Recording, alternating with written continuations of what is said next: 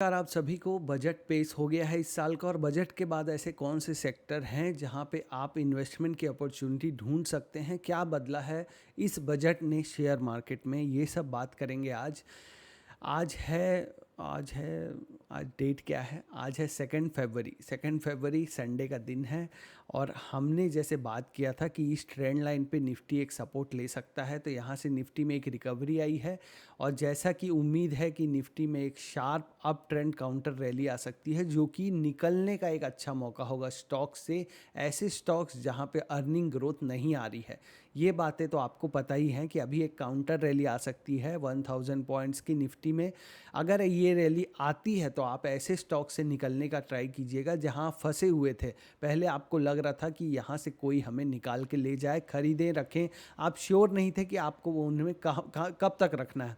ऐसे स्टॉक से आप निकलने का ट्राई कीजिएगा और नई पोजीशन बनाने का टाइम मुझे लगता है अभी नहीं है, क्योंकि मार्केट अभी सिर्फ बियर मार्केट में है और जो बीच में रैलीज आएंगी, जो उल्टी रैली जो ऊपर की तरफ, वो नया हाई बनाने के लिए नहीं आएंगी, बल्कि एक काउंटर रैली होगी। जैसे आप पहले के आपको मार्केट में मैंने दिखाया था, जब 2000 यहाँ से जो ये मार्केट में करेक्शन हुआ था रशिया और यूक्रेन के युद्ध के समय, तो आप देखो ये जो काउंटर रैलीज आती थी, इसको मैं थोड़ा जूम करता हूँ फिर बजट की बात करेंगे। काफ़ी दिनों के बाद वीडियो बन रहा है तो सारी बातें कर लेते हैं। ये बात हुई थी कि ये जो पुल बैक होते हैं ये छोटे छोटे पुल बैक होते हैं, लेकिन जो काउंटर रैली आती है उसमें देखो अब 4 ही हफ्ते में 1500 पॉइंट निफ्टी बढ़ गया। यहाँ भी देखो 4 से 5 हफ्ते में निफ्टी 1500 पॉइंट बढ़ गया। यहाँ भी आप देखो वैसा ही एक सीन है, लेकिन ये कोई नया हाई नहीं बना रहे हैं। नया हाई बहुत दिनों के बाद यहाँ पे बना, तो नया हाई नहीं बनेगा बार बार ये, फिर आप यहाँ फंस जाएंगे नया पोजीशन लेके, और जब ये फिर से नीचे जाएगा ना तो आपको लगेगा कि अब बेच दूं, और आप नीचे की तरफ हमेशा बेचते रहेंगे और ऊपर की तरफ, मतलब नीचे की तरफ आप लॉस लेके बेचते रहेंगे, ऊपर की तरफ पोजीशन बनाते रहेंगे। तो ये बियर मार्केट है, इसको आप थोड़ा समझिए, मानिए। दर्द होगा समझने में, लेकिन मानना तो पड़ेगा। अब बात करते हैं बजट की। तो बजट की बात यह है कि बजट में एक बहुत बड़ा फैसला जो ये हुआ है कि 12 लाख तक की जिसकी सैलरीड इनकम है, जो सैलरी वाले लोग हैं, उन लोगों में जो 12 लाख तक कमाते हैं, उनको अब कोई भी टैक्स नहीं देना पड़ेगा। तो इससे शेयर मार्केट में क्या फ़र्क पड़ेगा?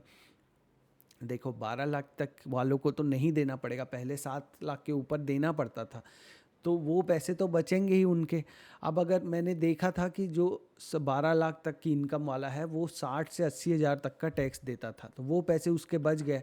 अब मंथली जब सैलरी आती है ना तो उसमें टैक्स कट के आता है, तो वो पैसे सीधे मंथली बच जाएंगे, तो लगभग 6,000 7,000 रुपये मंथली ज़्यादा आएंगे।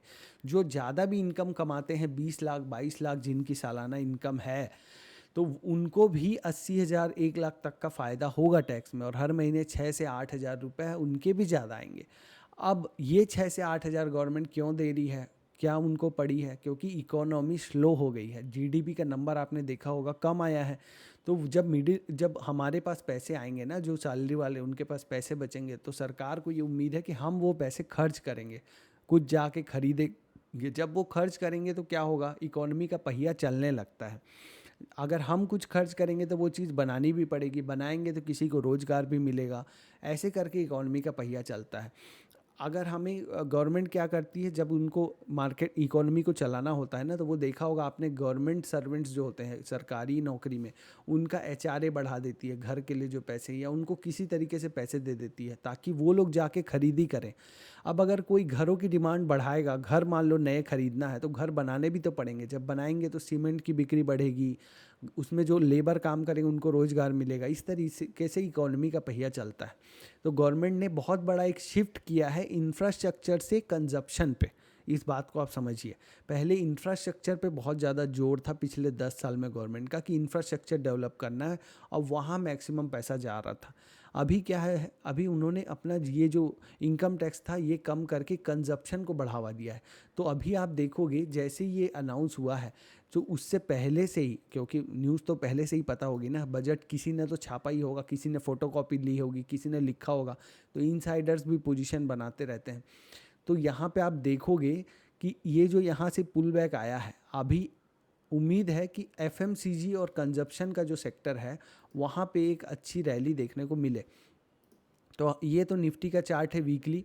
तो हम अगर निफ्टी के डेली चार्ट में चलें तो यहाँ से ये जो रैली आ रही है, ये ऊपर की तरफ ये उछाल दिख रहा है ना, जिसकी हम बात कर रहे थे 1500 पॉइंट की रैली आ सकती है, वो यहाँ से आप देखो शुरू हुआ है। और ये लगता है कि ऐसा कि एक रैली यहाँ से दे देगा ये लगभग इस तरह की, जैसे अभी हमने देखा ना वीकली चार्ट में कि लगातार 4-5 हफ्ते में मार्केट बहुत ऊपर चला जाता है।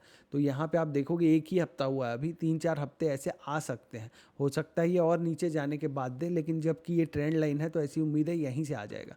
अब जब आप इसके साथ में कंजम्पशन सेक्टर का चार्ट जाके देखोगे, एफएमसीजी का चार्ट देखोगे ना, ये एफएमसीजी का चार्ट है, तो एफएमसीजी के चार्ट में आप देखो ये दिन तो गलत दिखा रहा है, ट्रेडिंग व्यू में कुछ फॉल्स है, इसलिए आज छुट्टी का दिन है। आप इन दोनों कैंडल को देखो, जो पहली दोनों कैंडल है, तो यहाँ से आप देखो कि 3 दिन से जो है एफएमसीजी में ये बॉटम, एफएमसीजी में पहले भी यहाँ पे एक लो एक था और इसी के आसपास से यहाँ से एफएमसीजी में एक बड़ा उछाल देखने को मिला है आपको।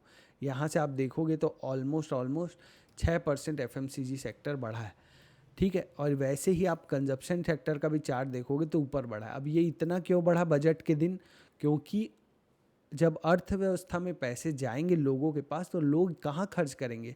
ऐसे ही स्टॉक्स में जहाँ पे वो जनरली खर्च करते हैं। अब इनकी लिस्ट देखनी है तो ये स्टॉकेज का ऐप है, यहाँ पे देखो एफएमसीजी के अंदर में कौन कौन से स्टॉक आते हैं। एफएमसीजी सेक्टर के अंदर में आईटीसी है, Hindustan Unilever, Nestle, Varun Beverage, Britannia, Godrej Consumer, United Spirit, Tata Consumer, Dabur, Marico, Colgate Palmolive, United Breweries, Procter and Gamble, Radico और बलरामपुर चीनी। ये निफ्टी एफएमसीजी का जो इंडेक्स है इसके स्टॉक्स हैं।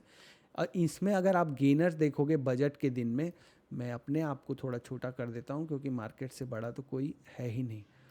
तो अगर आप गेनर्स देखोगे तो रेडिको 9% बढ़ा है, गोदरेज 6% बढ़ा है, ये सारे ही बढ़े हैं बजट के दिन, ठीक है। तो आप इनका जाके एनालिसिस करो। अब इनमें एनालिसिस क्या है, सिंपल सा है कि किसका पैग रेशियो 1.5-2 के से कम है, कौन से स्टॉक है जो रिलेटिव स्ट्रेंथ के नज़र से ऊपर है। अब रिलेटिव स्ट्रेंथ कैसे करना है, आप कंजप्शन सेक्टर से ही कंपेयर कर दो। आप देखो कि यहाँ पे कितने दिन से कंजम्पशन सेक्टर गिर रहा है, तो ये जो कैंडल है ना, ये जहाँ से रेड लाइन है, यहाँ से आप कैंडल काउंट करोगे तो आएगा 87 कैंडल से गिर रहा है। तो यहाँ सिंपली हम क्या करेंगे, relative strength of a stock by Bharat trader indicator add करेंगे और इसमें इनपुट में डालेंगे 87, क्योंकि 87 डेज से मार्केट क्या हो रहा है, ये सेक्टर क्या है, ये गिर रहा है, नीचे की तरफ है। अब हम देखना चाह रहे हैं कि इस सेक्टर में सबसे स्ट्रॉन्ग स्टॉक कौन सा है, कंजप्शन सेक्टर में सबसे स्ट्रॉन्ग स्टॉक कौन सा है। तो अब हमें इनपुट में ये जो निफ्टी है ना, इसकी जगह डालना पड़ेगा निफ्टी एफएमसीजी, क्योंकि अब हम किससे कंपेयर करना चाह रहे हैं, निफ्टी एफएमसीजी से, निफ्टी एफएमसीजी को ही, निफ्टी इंडिया कंजप्शन सेक्टर। ये जब एफएमसीजी करोगे तो आप स्ट्रेट लाइन आ गई। अब आपको जाके जो एफएमसीजी के स्टॉक्स हैं, एफएमसीजी सेक्टर के जो स्टॉक्स आपके पास हैं, जो भी वो लिस्ट है ना, उसमें 1 बाय 1 आपको सारे स्टॉक्स को, जैसे कुछ का मैं बताता हूँ। हिंदुस्तान यूनिलीवर देखो एफएमसीजी सेक्टर से नीचे है, 0 लाइन के, मतलब टोटल एफएमसीजी सेक्टर में ये स्टॉक अंडर परफॉर्म कर रहा है अपने सेक्टर को। आपको देखना होता है कि कोई स्टॉक अपने सेक्टर को आउट परफॉर्म कर रहा है कि नहीं। एक तो होता है कि आप मार्केट में सबसे पहले टॉप डाउन अप्रोच बोलते हैं इसको। टॉप डाउन मतलब सबसे पहले आप ऊपर का लेवल देख रहे हो, फिर नीचे आ रहे हो, एक काम करने का तरीका सीख रहे हो आप। स्टॉक रिकमेंडेशन नहीं है ये। आप सबसे पहले आपने क्या किया कि बजट में जो न्यूज़ आई उससे एक सेक्टर पहचाना, एफएमसीजी और कंजप्शन सेक्टर। अब उसके आप सारे स्टॉक्स को एनालिसिस करोगे कि कौन सा स्टॉक अपने सेक्टर को बीट कर रहा है। तो आप 1 बाय 1 यहाँ पे अडाप्टिव स्ट्रेंथ लगाओगे तो आपको पता चलेगा कौन से स्टॉक 0 लाइन के ऊपर है। जो 0 लाइन के ऊपर है वो अपने सेक्टर से स्ट्रॉन्ग है। तो अगर सेक्टर में स्ट्रेंथ आएगी तो इन स्टॉक्स में ज़्यादा स्ट्रेंथ आएगी बजाय कि जो नीचे हैं उनसे, ठीक है। और फंडामेंटल भी आप चेक कर सकते हो कि कौन से स्टॉक्स हैं जहाँ पे हमें अच्छी वैल्यूएशन मिल रही है। पी रेशियो देख सकते हो आप, आरओई आरओसी देखिए, उसका अर्निंग में ग्रोथ है कि नहीं देखिए, अर्निंग में क्वार्टरली ग्रोथ आ रहा है क्या, पिछले क्वार्टर से इस क्वार्टर में ग्रोथ है क्या, ठीक है। इस तरीके से आप एनालिसिस कीजिए तो आपको अच्छे स्टॉक मिलेंगे। तो इस बजट से आपको ये सीखने को मिल सकता है, आप ऐसे काम करना चालू कीजिए, ठीक है। ऑल द बेस्ट, मिलेंगे नेक्स्ट वीडियो में।